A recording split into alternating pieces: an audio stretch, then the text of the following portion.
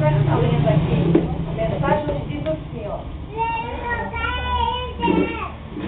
A aflição de Paulo por Timóteo, e exortação à firmeza e à constância no ministério. Amém, Jesus.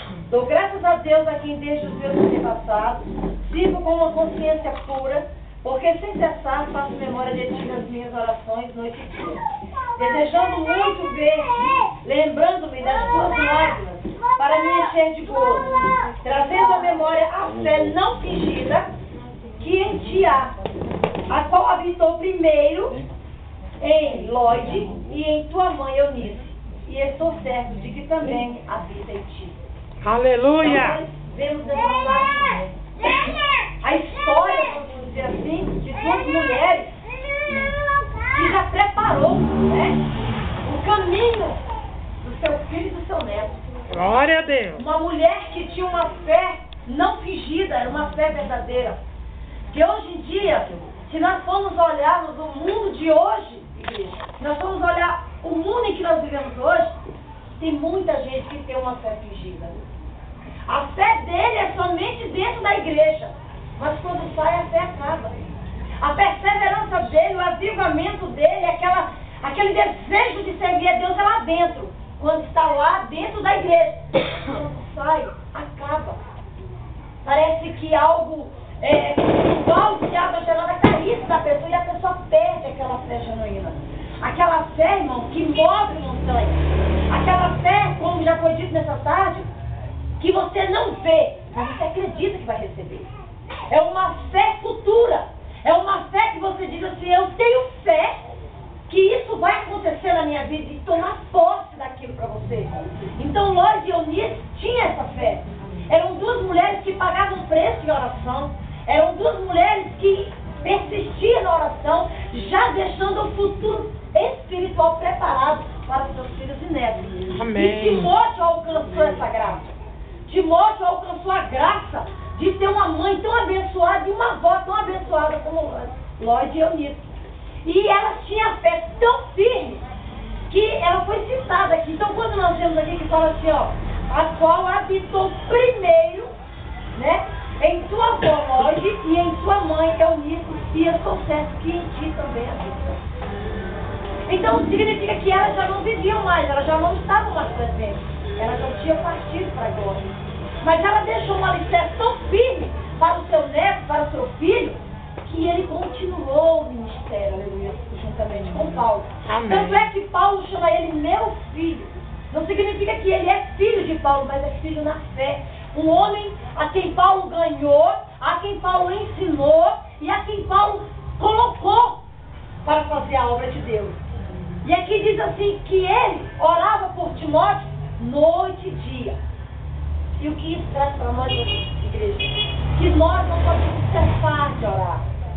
Se nós não ganhamos a bênção agora, nós temos a certeza que vamos alcançar a nossa vitória e a nossa bênção da parte de Deus.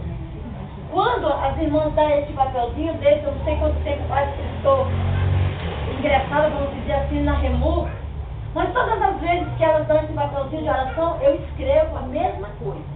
Amém. Eu escrevo a mesma coisa. Eu digo, Deus, eu quero a libertação da minha família.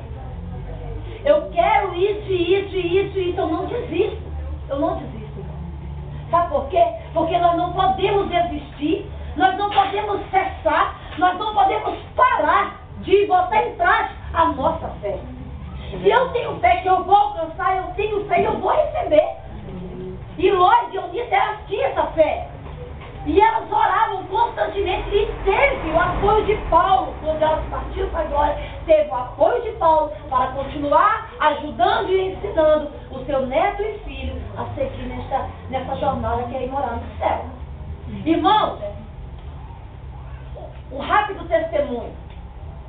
Há 8 anos, não, há 10 anos atrás, eu falei algo para Deus.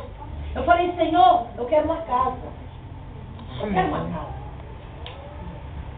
Eu estou cansada de morar na casa dos outros, eu estou cansada de viver de favor.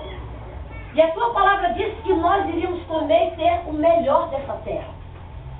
E eu quero a minha casa. Eu estou cansada de andar com os meus filhos errantes, sem lugar fixo para ficar.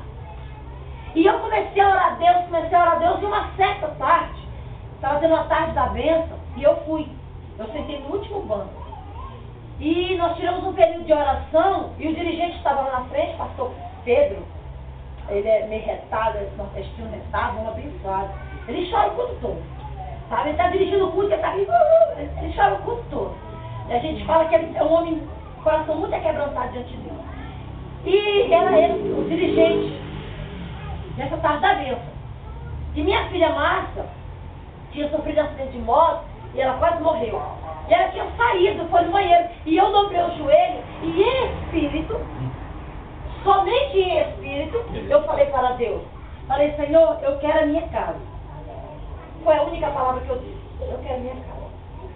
Levantei. Amém. E lá o irmão Pedro levantou, hoje ele é pastor, ele levantou e disse, olha irmã, Deus manda te dizer que a tua casa está na cinta.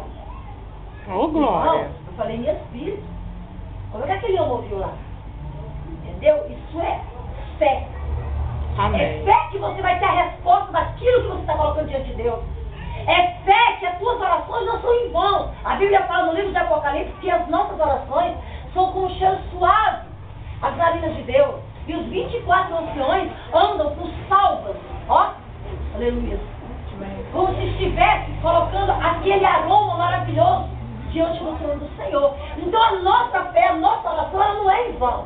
Ela não é uma coisa que diz assim, vou dobrar os joelhos, vou orar e se Deus quiser, uma coisa assim, tanto faz como tanto fez. Não é isso não. Você tem que colocar ela em prática. Nós viemos dentro do carro e eu falei, e a Joyce falou assim, irmã, não tem como levar mais irmãs porque o carro é pequeno. Eu falei, mas a van está chegando.